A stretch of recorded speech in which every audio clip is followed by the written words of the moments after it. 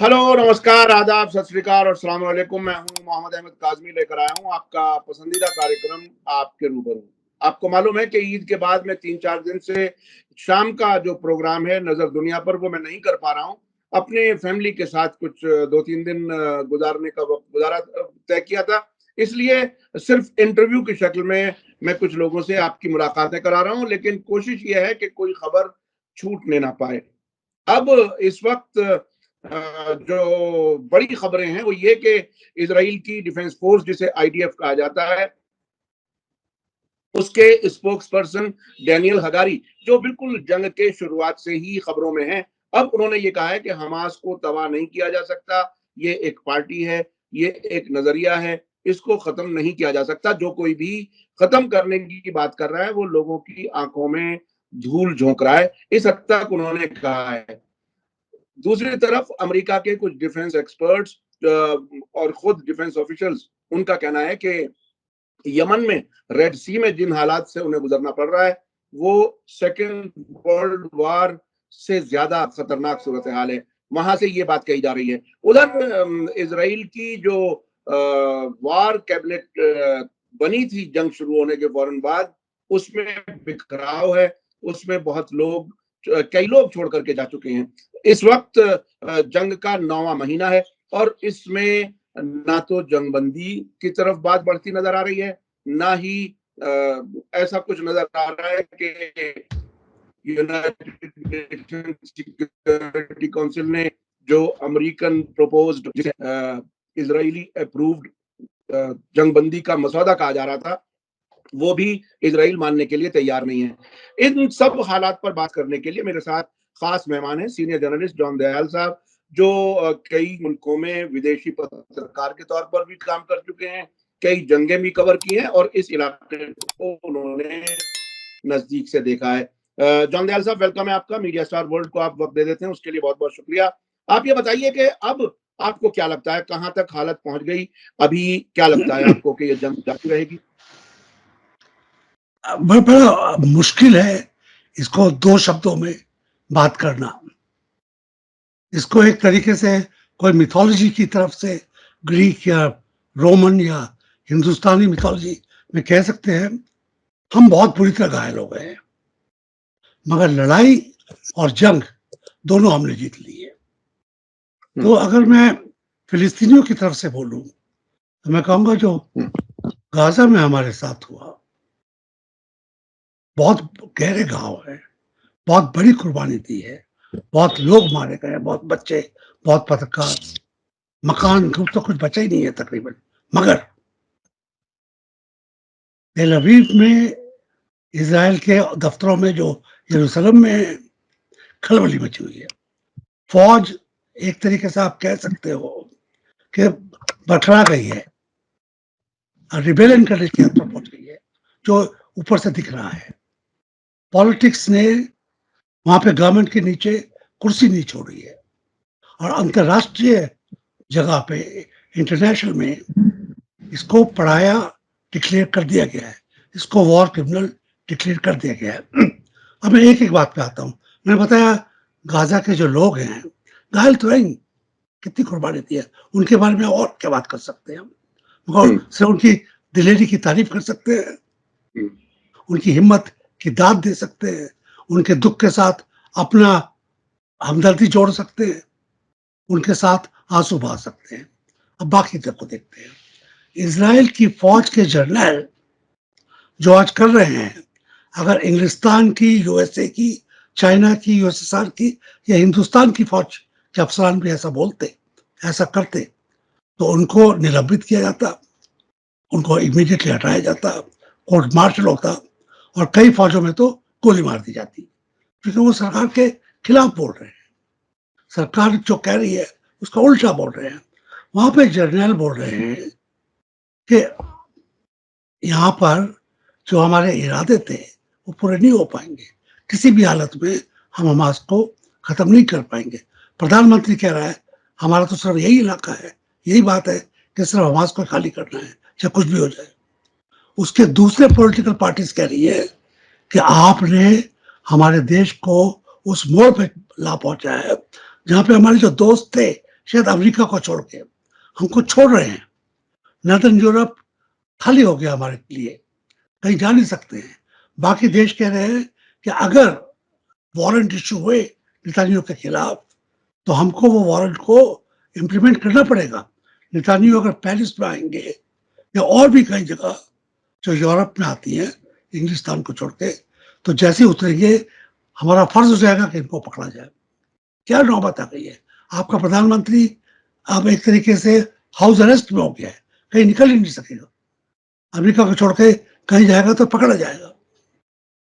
ये उसके पार्टनर्स कह रहे हैं नेतान्याहू के साथ कोई दोस्त नहीं बचा है। फौज को कितने दिन तक वो कंट्रोल में रहेगी। फौजें मैं मान के चलता हूँ, चाहे हिंदुस्तान की हो या ब्रिटानिया की हो या हमास की हो या फौज इजराइल की हो, पॉलिटिकल लीडर्स के प्रेसिडेंट्स और प्राइम मिनिस्टर्स जो उनके कमांडर्स इन चीफ हैं, उनके हुक्म की तामील करती है। मैं मान के चल रहा हूँ, मगर कब तक और बिना फौज के सपोर्ट के जो इनके पास इक्का दुक्का जोड़ के साथ ही रह गए हैं, ये कह के कि अगर हम नहीं हुए तो अल्ट्रा राइट के पास हुकूमत चली जाएगी, ये कह के इन्होंने जिनको अपने साथ रखा है वो भी छोड़ देंगे इनको। नेतान्याहू आज अपने आप को बहुत अकेला महसूस कर रहे होंगे, ये मेरा ख्याल है। और हमास अगर और किसी हालत में होता तो खुशियों की फुलझड़ियां मना रहा होता, घर में दिवाली मना रहा होता। अभी अभी आपको क्या लगता है? देखिए, इस वक्त बड़ी अजीब सी सूरत हाल ये है कि उधर अमेरिका इजराइल के बीच में कभी कभी इख्तलाफ नजर आता है, वो शायद दिखावे का होता है, आर्टिफिशियल होता है कि जंगबंदी हो या ना हो। दूसरे हमास एक तरफ ये कहता है कि हम जंगबंदी के प्रपोजल को कंसिडर करने के लिए तैयार हैं। उन्होंने कई बार उसे एक्सेप्ट भी किया है, लेकिन अचानक तो ऐसे जंग बंद नहीं हो सकती। तो दोनों तरफ बहुत मुमकिन है कि वो हमास की तरफ, फिलिस्तीनियों की तरफ ज्यादा लोगों के मारे जाने की वजह से एक थकन हो, लेकिन वो मजबूती से लड़ रहे हैं। उनके साथ इलाके के जो उनके एसोसिएट्स कहा जाए, जिनको ईरान का प्रॉक्सी ग्रुप्स कह दिया जाता है, हूथी हैं यमन के, इराक के हर्जल शाबी हैं, हिजबुल्लाह हैं, ये सारे मजबूती से उनको साथ दे रहे हैं और इसराइल के खिलाफ हमले कर रहे हैं। लेकिन बहरहाल लोगों के मारे जाने से जो लीडर को तकलीफ होती है, वो तकलीफ अपनी जगह। तो ऐसी हालत में किस तरह से जंगबंदी हो सकती है, क्या हो सकती है? आपने कई जंगें कवर की हैं। नहीं, देखिए, चाहे पैलेस्टीन में ही पुराने जमाने में या और जगह या इराक में, जिसको आपने भी कवर किया है, जंगबंदी का तो एक ही निशान है कि जिस दिन से जंगबंदी हुई उसके बाद से गोली की आवाज नहीं आएगी, सन्नाटा रहेगा। लोगों के रोने की आवाज आएगी, ट्रैक्टर्स के चलने की आवाज आएगी, एम्बुलेंस के सायरन की आवाज आएगी, मगर गोलाबारी की आवाज नहीं आएगी। ये सिर्फ इसी को तो सीजफायर कहते हैं कि गोली बंद हो गई है, क्योंकि जंग, पॉलिटिकल जंग कुछ हद तक चलती रहती है। जंग के जो बाकी हिस्से होते हैं, घायलों को लाना, मुर्दाओं को दफनाना, ये सब तो चलता रहता है, अलग बात है। तो जंग की तो एक ही है कि दोनों तरफ से जंग बंद हो जाए। इजराइल को यह यकीन हो जाए कि अगर उनकी बमबारी टैंक्स और ट्रक्स फौज के साथ चलना बंद हो जाएंगे तो शायद हमास की तरफ से कोई अचानक रॉकेट ना आ जाए। उनको यह एश्योरेंस होती है। और हमास को तो ये होना ही चाहिए कि आप हमारे खाना आने दीजिए, आप हमारे घायलों को हटवाने की इजाजत दीजिए, ट्रक्स को इजिप्ट के बॉर्डर से आने की इजाजत दीजिए और गोलाबारी बंद कर दीजिए। और उसकी क्या डिमांड है? और अब ये जो पॉलिटिकल एस्पेक्ट्स हैं, वो दोनों के कुछ हद तक उनको बात होगी बाद में। हमास के वजूद पे बात नहीं होगी और ना ही इजराइल के वजूद पे बात होगी। इस तरीके से टू नेशन थ्योरी को किस तरीके से प्लेटफॉर्म पे लाया जाएगा, हल्के हल्के या एक साथ या उसी से बात शुरू होगी, वो बात अलग है, वो तो माइनर डिटेल्स है। जब गोलाबारी बंद हो जाएगी तो नुमाइंदे आएंगे, बात करेंगे। बात चाहे 2 हफ्ते में भी हो सकती है और बात 1 साल भी चल सकती है, 2 साल भी चल सकती है, जब तक शांति तो रहनी चाहिए। अभी भी अगर आप देखते हैं तो वियतनाम की बात कम से कम 10-15 साल चली शांति के बाद भी, उसके बाद अब जाके वो पक्के पार्टनर्स है। तो ये मगर गोली तो बंद हो गई ना, गोली बंद होना बहुत जरूरी है। और ये सिर्फ इसराइल और हमास की बात नहीं है, यूक्रेन का भी यही हाल है। यूक्रेन में भी सीजफायर का यही हाल है। आप यूक्रेन को अमेरिका कितने भी बिलियन दे दे, मगर बिलियन रुपया थोड़ी लड़ता है, और ना ही हथियार लड़ते अकेले, आदमी लड़ता है, हुक्मरानी में लड़ता है। वो क्या हालत है वहां पे। यूक्रेन की मैं बात ला रहा हूँ क्योंकि वो भी जंग साथ साथ चल रही है, और उसके ऊपर भी उतना ही डिस्कशन वर्ल्ड में हो रहा है। और अगर दूर से आप देखें तो एक तरीके से टाई अप है, क्योंकि जो लोग यूक्रेन को हथियार दे रहे हैं रूस के खिलाफ, वही लोग इजराइल को हथियार दे रहे हैं फिलिस्तीनियों के खिलाफ। हथियार देने वाला तो एक ही है। बिल्कुल। तो जब हथियार देने वाला एक है तो विक्टिम्स में एक तरीके से हमदर्दी है, और यहाँ पे तो खुली हमदर्दी है रशिया की और हमास की। तो पॉलिटिकल हमदर्दी तो है, जिसकी वजह से अभी तक ना अमेरिका ज्यादा हिम्मत कर चुका है और ना ही इजराइल इतनी हिम्मत कर चुका है कि लड़ाई को और फैलाए। लड़ाई ज्यादा ना फैले, वो एक सामने सारी पार्टीज के सामने एक मुद्दा है। आज की तारीख में इन दोनों बड़ी लड़ाइयों में से कोई लड़ाई को फैलने की हालत में दुनिया नहीं है। तीसरे देश को लाना, लेबनान को बीच में लाना, सीरिया को, इजिप्ट को, किसी भी देश को बीच में लाना किसी के भी हित में नहीं है। ये सब लोग मान के चल रहे हैं। उसको सीमित कितनी तरीके से किया जाए इस पे तो अब साझा हो ही गया है। लिमिटेड काउंटर करेंगे, ईरान ने कहा, रशिया ने कहा हम सिर्फ देखेंगे, अमेरिका ने भी कहा कि ज्यादा नहीं होना चाहिए। तो वो तो है। अब इन दोनों पार्टीज को एक ही टाइम में किस तरह कन्विंस किया जाए। ये जो इंटरलोक्यूटर्स हैं, ये जो नए देश आए हैं फिलिस्तीन के हक में, वर्ल्ड कोर्ट के सामने, इंटरनेशनल क्रिमिनल कोर्ट के सामने रिकग्निशन जो दे रहे हैं नॉर्वे जैसे, इन देशों का भी अब एक तरीके से फर्ज हो रहा है कि सीज फायर के लिए अपना कंधा लगाए, अपनी आवाज बुलंद करें, ताकि सीज फायर आए। अल्टीमेटली तो अमेरिका को बोलना पड़ेगा कि अगर गोली चलाने बंद नहीं करोगे तो हम हथियार नहीं देंगे।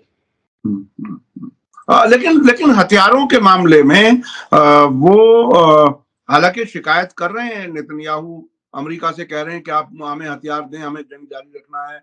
और रिपोर्टें अभी तक ऐसी नहीं है कि जंग हथियार पूरी तरह से कोई बंद किए गए हों। पिछले दिनों रफा में कार्रवाई के दौरान भी ऐसे सबूत मिले हैं कि अमेरिकी हथियार ही इस्तेमाल हुए हैं उन रिहायशी इलाकों में जो जमीनी हमला रफा में किया। अब मैं एक सवाल और जो पूछना चाहता हूं आपसे, अभी 3-4 दिन पहले इजराइल के former prime minister Ehud Barak ने हारेट्स में एक आर्टिकल लिखा है जिसमें उन्होंने कहा कि जीतने का जो नारा है वो बिल्कुल खोखला है और हम बिल्कुल पतन के, कलेप्स के बहुत नजदीक पहुंच चुके हैं। एक दूसरी रिपोर्ट एसोसिएटेड प्रेस ने की है, जो अमेरिकी न्यूज एजेंसी है, अमेरिका के डिफेंस ऑफिशियल्स, अमेरिका के डिफेंस एक्सपर्ट्स, वो ये कह रहे हैं कि रेड सी में जिस सिचुएशन में हम हैं वो सेकेंड वर्ल्ड वॉर के बाद उससे भी ज्यादा खतरनाक सूरत हाल है जिसमें हम वहां पर मौजूद हैं। तो इस हद तक एक तरह से हार और कमजोरी की बात जब कही जा रही है, तो अब ये बात कहने में कितना टाइम लगेगा कि हम वापस जाने के लिए तैयार हैं, हम पूरी तरह से जंगबंदी के लिए तैयार हैं, ये बात नहीं निकल करके आ रही है, बल्कि लेबनान पर एक नए हमले की बात नेतन्याहू बार बार कर रहे हैं। आप इसको किस तरह से कैसे एनालाइज करेंगे, कैसे? पहले तो अमेरिका के अंदर की बात करते हैं। मैं कई बार आपके चैनल पे बोल चुका हूँ और आपने भी इसका देखा, खुद भी देखा है। मैं अमेरिकी चैनल्स को देखता हूँ, अमेरिकी अखबारों को, उनकी एजेंसीज को पढ़ता हूँ। एक तो अंग्रेजी में आसानी से समझ में आ जाती है, तो वो मजबूरी भी है।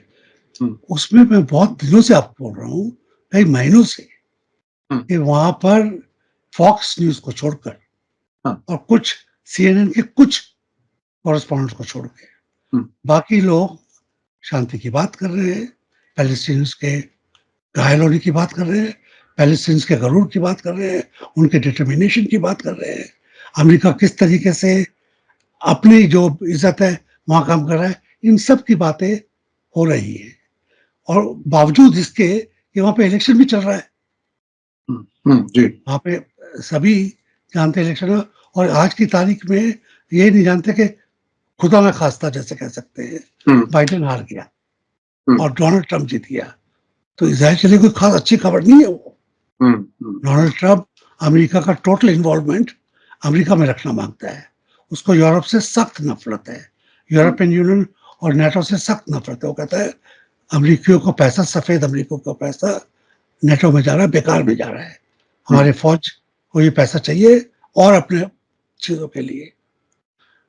डोनाल्ड ट्रंप भी रशिया से बुरे संबंध नहीं है उसके, उसके खिलाफ एक चार्ज है कि वो पुतिन का दोस्त है। तो ये दोनों प्रेसिडेंट्स एक तरीके से इजराइल के बढ़ावा देने के हक में नहीं है। ये आप ओवरव्यू रखिए, आज की sentence by sentence white house की हर शाम की जो प्रेजेंटेशन होती है प्रेस कॉन्फ्रेंस में, उससे हट के बात कर रहा हूँ, जो ओवरव्यू पॉलिटिकल है। तो ये तो आप मान के चलिए कि जो ब्रॉडर हिंटरलैंड है अमेरिका का, जो पॉलिटिकल स्फेयर है, उसमें इजराइल के लिए हमदर्दी नहीं है।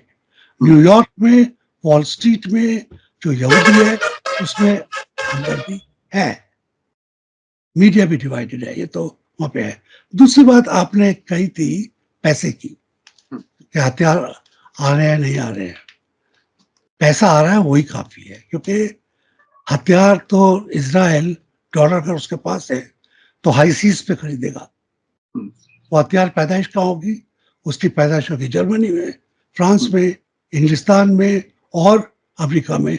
कुछ हद तक उसकी पैदाइश होगी हिंदुस्तान में। दुनिया में हथियार बनाने वाले, गोला बारूद बनाने वाले, एयरफोर्स के सामान बनाने वाले कितने हैं? सब चाइना और रशिया को मिलाकर भी कितने होंगे? 20 से ज्यादा नहीं है। उसमें मैं कोरिया को भी मिला रहा हूँ, 20 से ज्यादा नहीं है। फिर कहीं पे सॉफ्टवेयर बनता है, कहीं पे हार्डवेयर बनता है, कहीं पे बारूद बनता है, कहीं पे शेल बनता है, कहीं पे पंख बनते हैं। आजकल ऐसे ही मैन्युफैक्चर होता है और उसको बेचने वाले अलग हैं। उसमें कई हिंदुस्तानी भी है जो इंग्लैंड में रहते हैं, बड़े बहुत पुराने, और वेस्ट एशिया में भी बहुत लोग इन्वॉल्व रहते हैं। आप जानते हैं अफ्रीका में रहते थे पहले, आप इंग्लैंड में रहते हैं। तो अमेरिका कितने बिलियन डॉलर्स इजराइल को दे रहा है, उसमें से 90% अमेरिकन इंडस्ट्री को वापस आ जाते हैं, और जो बाकी 10 बचा वो बिचौलियों को, जहाजियों को, और जो हथियार कैरी कर रहे हैं उन लोगों के पास जाता है। तो इसमें जो हथियार की चेन है, सप्लाई चेन है, वो बरकरार रहती है, चाहे पैसा आए या हथियार आए। वो हिंदुस्तान के पास भी यही बात है, हमास के पास भी यही बात है। तीसरी बात जो मैं कह रहा था वो ये है कि एक चीज को हम भूल रहे हैं, उसकी हम बात नहीं करते, क्योंकि हम फौजों की बात कर रहे हैं, प्रेसिडेंट्स की बात कर रहे हैं, जर्नलिस्ट क्या कह रहे हैं, इजरायली माँ, बहनें, बेटियां, सोल्जर्स की बीवियां, वो क्या कह रही है, उनकी आवाज कुछ तो इजरायली अखबारों में जो आप पढ़ते हैं उसमें आती है, कुछ उनकी आवाज ऑपोजिशन के उन लीडर्स के थ्रू आती है जो अपने आप को आज की तारीख में नेतन्याहू से अलग कर रहे हैं। इंटरनल जो आवाज है, जो नेतन्याहू सुन रहा है, जो पॉलिटिशियन सुन रहे हैं, जो सोल्जर्स की बीवियां कह रही हैं, थक गए आप, 1 साल से होने जा रहा है, अक्टूबर के बाद से थक गए, बॉडी बैग्स हैं उनके लोग कह दिए हैं। ये सब क्यूमुलेटिव है कि ये ह्यूमन साइकोलॉजी के ऊपर असर करता है, ये आत्मविश्वास को खरोच देता है, साहस को खरोच देता है। एक तरफ तो हमास है जिसको हर चोट के बाद उसका साहस बढ़ता है। अब हमारे यहाँ भी जैसे सिख धर्म में एक गाना है जो उनके शहीदों के लिए है, वो कहते हैं टुकड़ा टुकड़ा कट जाए जिस्म का, तब तक भी हिम्मत नहीं हारते। जी जी, जब तक आखिरी एक भी टुकड़ा जिस्म में है तब तक लड़ेगी।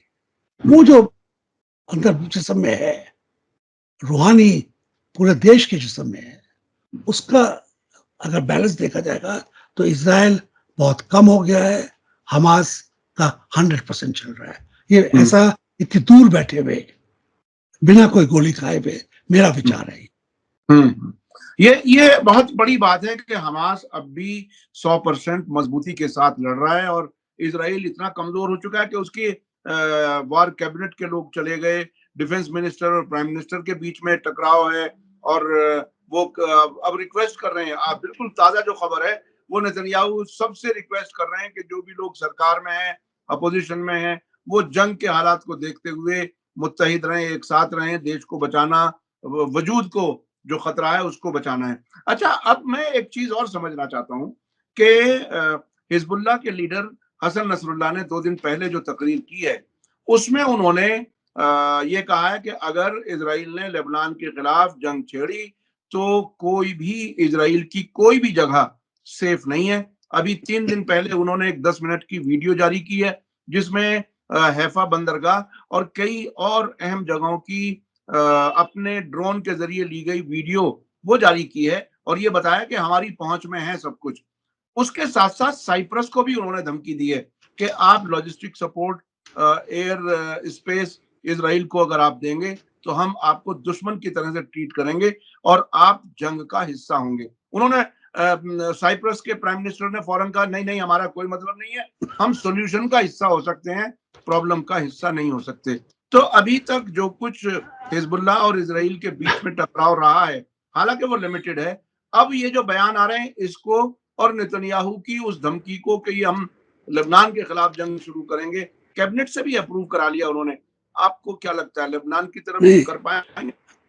देखिए, लेबनान साइप्रस इलाका मेरा और आपका बड़ा अच्छा देखा हुआ है। जी जी जी। साइप्रस लेबनान से तकरीबन उतना ही दूर है जितना आप कह सकते हैं हाइफा दूर है। साइप्रस बटा हुआ है, आप जानते हैं ना। जी जी बिल्कुल। उसके 2 हिस्से हैं। तुर्किस्तान उसके सर पे बैठा हुआ है। उनकी हिम्मत नहीं होगी कि वो या तो जगह बंदरगाह की दे या कहे कि इजराइल को कि हमारा हमारा आप आरएनआर का हम आपको यहाँ पर फैसिलिटी देते हैं। वो दूर से देखेगा और जैसे उसने कहा, would rather be a part of the solution than part of the problem. Hezbollah भी एक तरीके से आज की तारीख में बहुत अच्छे मुकाम पे बैठा हुआ है, बहुत अच्छी पहाड़ी की चोटी पे बैठा हुआ है, जैसे उसको बाकी पूरा इलाका दूर दूर तक का साफ दिख रहा है। उसका मिलिट्री रीच या आउटरीच कह सकते हैं, साइप्रस की तरफ उतने ही बड़े आर्क में है जितना इस तरफ है। और वो अकेला देश नहीं है, और भी देश है, तुर्की भी उनमें से है। तो मेरा ख्याल है कि अब कुछ भी हो सकता है, जरूर लड़ाई का और हो जाता है। आज की तारीख में इजराइल 2 फ्रंटियर्स नहीं खोलना मांगेगा, तो फिर तो वो गया, फिर तो वो गया। वो 2 स्टेट की तो नौबत नहीं आएगी, फिर तो वर्ल्ड वॉर के आपको हिस्से देखने पड़ेंगे, क्योंकि फिर इजराइल को सर छुपाने की जगह नहीं मिलेगी और उसको ना मारने देने के लिए मजबूरन वेस्ट को उसके साथ आना पड़ेगा फिजिकली। तो ये सब जानते, मेरी समझ में आ रहा है तो बाकी लोगों के भी समझ में आ ही रहा होगा ये बात। तो हिजबुल्लाह ने ठीक ही बता दिया है कि आप एक तरीके से हमारी तरफ ना देखिए, अगर हम वापस देखेंगे तो आपको बहुत तकलीफ होगी। ये आज की तारीख में जो शतरंज के पहले में है वो रहेंगे, ये तो बात मानी हुई है। हिजबुल्लाह की रीच लंबी है तो मानना पड़ेगा। आप सोचिए, हमास के पास इतना असला था, इतने रॉकेट थे कि उसने इजराइल की आयरन शील्ड तोड़ दी। तो इजराइल जानना भी नहीं मांगेगा कि हमास के पास क्या है। अच्छा अच्छा, जॉन दयाल साहब, एक बात आखिर में मैं समझना चाहूंगा। अब से पहले अमेरिका अपने आप को बिचौलिए के तौर पर पेश कर रहा था, मीडिएटर के तौर पर पेश कर रहा था, लेकिन उसका जो रोल मुसलसल है इजराइल को हथियार देने की शक्ल में, पैसा देने की शक्ल में, तो वो क्रेडिबिलिटी वो खो चुका है। अब उसकी क्रेडिबिलिटी खत्म होने के बाद या उसके इन्वॉल्वमेंट के बिना कतर या मिस्र ये क्या कुछ कर सकते हैं? क्या आपको ऐसा नहीं लगता कि जो जो मैसेंजर को ही, जिसे कहते हैं ना शूट द मैसेंजर, तो वो मैसेंजर को ही उसने इजराइल ने खत्म कर दिया है। अब उसके पास शायद कोई मीडिएटर भी नहीं रहा है। नहीं, अमेरिका हिमायती था। आज हम सभी कह सकते हैं मीडिएटर तो कभी था नहीं। ऑनेस्ट ब्रोकर कैसे हो सकता है? उसी के पैसे पर, उसी के हथियारों पर इजराइल आंख दिखा रहा है दुनिया को। तो उससे आपको, अगर आपके पास चेकबुक है, असले का गोदाम है, तो आपका सिर्फ एक ही वजूद रह जाता है कि अपने दोस्त को डरा सकते हैं, धमका सकते हैं, कंट्रोल कर सकते हैं। ब्रोकर उस तरीके से होते हैं ना कि आपको दोनों तरफ से आपकी बात सुनेंगे। ये तो ईरान भी ब्रोकर नहीं हो सकता। ईरान प्रेशर डाल सकता है। ब्रोकर हो सकता है नॉर्वे, साउथ अफ्रीका, हिंदुस्तान भी हो सकता था, अभी भी हो सकता है। ब्रोकर वही हो सकता है जो ना तो असला दे रहा है और ना खुलेआम छूट दे रहा है कि आप मारिए। तो ये कहना कि अमेरिका ब्रोकर था, मेरा कहना थोड़ा अमेरिका के लिए ज्यादा नरमी हो जाएगी। मगर अमेरिका का जो रोल है उसको ठीक से अदा नहीं कर रहा है, विजिबली नहीं कर रहा है। क्योंकि आज की तारीख में हम सभी जानते हैं कि अमेरिका का रोल तभी दिखेगा जब वहां से खबर आएगी कि हथियार नहीं जा रहे हैं और चेकबुक बंद कर दी गई है। दोनों चीजें होंगी हैं, तब तो मान सकते हैं। मीनवाइल, जैसे हमने पहले भी कहा था, आपने भी कहा उसको, जो नए देश हिमायत में आए हैं और जिनका जिक्र अमेरिकी जर्नल्स और अमेरिकी पॉलिटिशियंस ने किया है, Norway, Sweden, Denmark, south Africa, जिन्होंने सबों ने इंटरनेशनल कोर्ट ऑफ जस्टिस में तब किया है, फरियाद की है, वो लोगों के ऊपर है कि यहाँ पे कहें दोनों देशों को कि शांति करो, नहीं तो बढ़ेगा ही बढ़ेगा। और नेतानियाहू के खिलाफ वॉर क्रिमिनल का और इतने दिनों में और प्रूफ आ गया है, तो इनके ऊपर वो प्रेशर तो है। अच्छा जंगल साहब, एक आखिरी सवाल। एक जमाना 1990 के आसपास हमने देखा जब सोवियत यूनियन बिखरा और उसके बाद यूनिपोलर वर्ल्ड कहा जाने लगा, अमेरिका को सुपर पावर कहा जाने लगा और अमेरिका भी उसी तरह से बिहेव कर रहा था। अब अमेरिका की ताकत यूक्रेन में भी और यहाँ इजराइल के साथ भी रह करके उसकी ताकत भी कमजोर हुई है, उसकी डिप्लोमेटिक जो एक अहमियत हो सकती थी वो भी कम हुई है। क्या आप उस वक्त के माइनस सोवियत यूनियन होने के बाद जो वैक्यूम हुआ था, क्या इसी तरह का वैक्यूम अब अमेरिका की वो अहमियत खो देने के बाद महसूस कर रहे हैं क्या? इसमें दो अलग अलग बातें आती है। क्या सोवियत यूनियन से रशिया बनना, कई देश आजाद करने पड़े, यूक्रेन तो दुश्मनी बना दिया, जॉर्जिया कभी आधा कभी उधर, तो व्हाइट रशियन फेडरेशन अलग हो गई एक तरीके से, उससे रशिया को कितना नुकसान हुआ, इसको मैं एक दो तीन सेंटेंस में कर देता हूँ। चीन उसके साथ खड़ा है, चीन टोटली उसके साथ खड़ा है।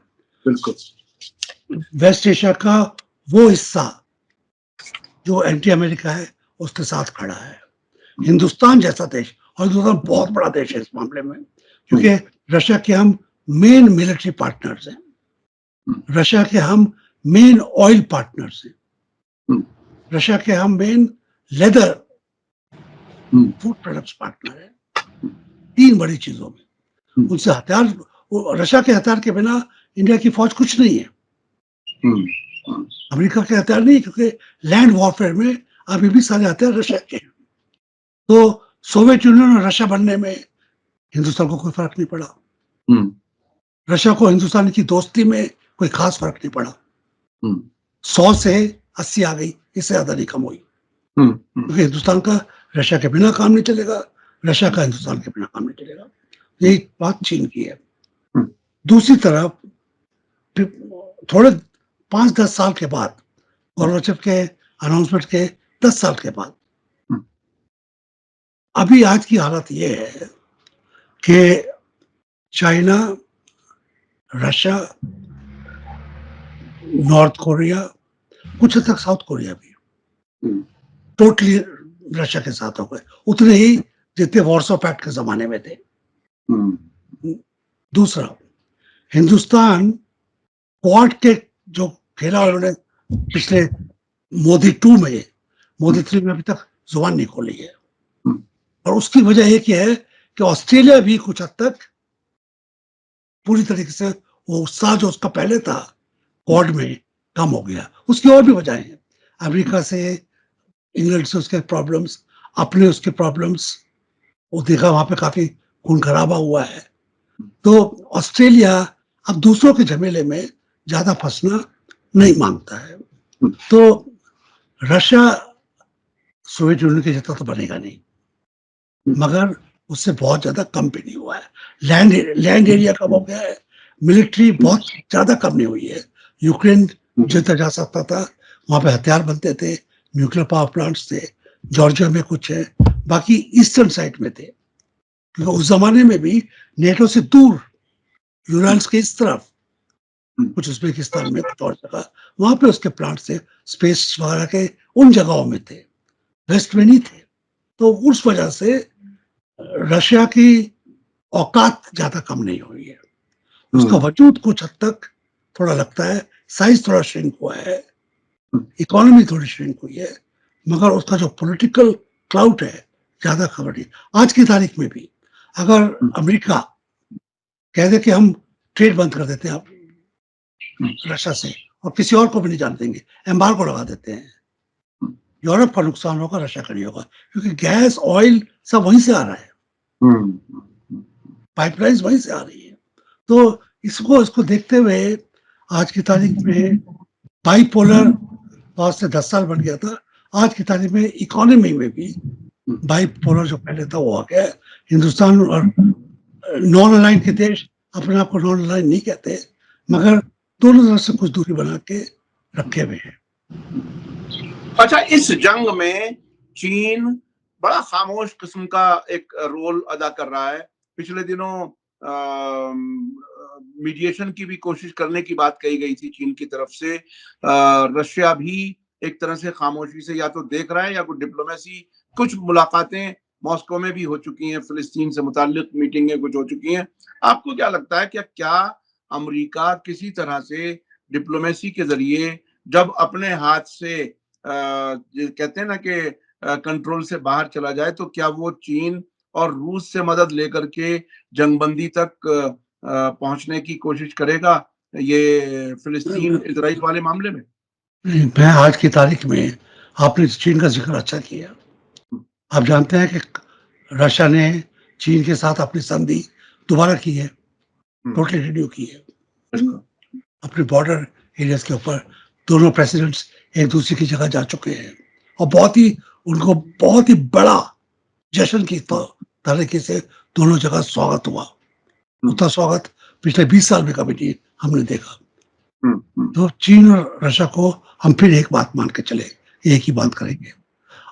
अमेरिका इनसे मदद ले सकता है, क्यों ना ले, मगर मेरा ख्याल है आज की तारीख में अमेरिका को चाहिए कि ऑनेस्ट ब्रोकर ढूंढे। मोदी जी बड़ा उछलते हैं, लोगों के गले मिलते हैं, इन्हीं को क्यों ना पकड़ा जाए, जापान को क्यों ना पकड़ा जाए, ऑस्ट्रेलिया को क्यों ना पकड़ा जाए, नॉर्वे को क्यों ना पकड़ा जाए कि आप लोग आइए, आप लोगों की दोनों बातें सुनते हैं, आप लोग आइए और कुछ दस्तकार बिछाइए, कुछ टेबल सेट कीजिए, लोगों को बुलाइए। मेरा ख्याल है आज की तारीख में जो हमने 4-5 लोग गिनाए, इसमें और इमदाद हो सकती है, उनको बुलाया जाए, उनसे बात जिनको हमास भी कहे कि इनकी ईमानदारी पे मेरे को कोई शक नहीं है।